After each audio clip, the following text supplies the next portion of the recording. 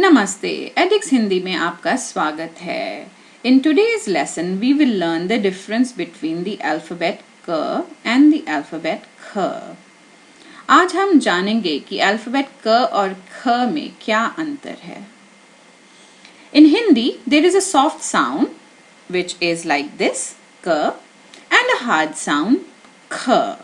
In hard sound, you would usually feel the sound h coming in end. They both are velar or guttural sound. Look at this area. This is the area near the back of your tongue at the soft palate. Both these sounds are produced in the throat region. What is the difference then? The difference is in the amount of breath that escapes from the mouth when you speak k or kh. In English, the initial k of kick is strongly aspirated, this, and the closing k is much less. In Hindi, such differences are represented by pairs of consonants. K is an unaspirated sound while kh is an aspirated sound, while English consonants are kind of halfway between the two.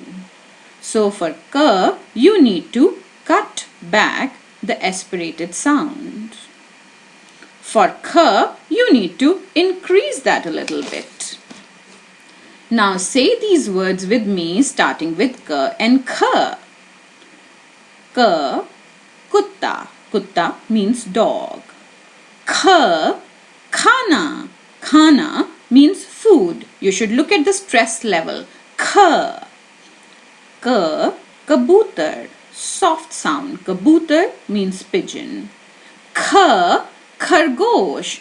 Khargosh means rabbit. Kh. Now put your hand in front of your mouth over here. And you need to say k and kh with me 3 times.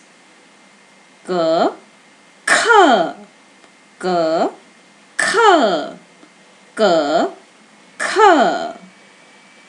So did you feel your breath escaping your mouth, touching your hand when you say kh?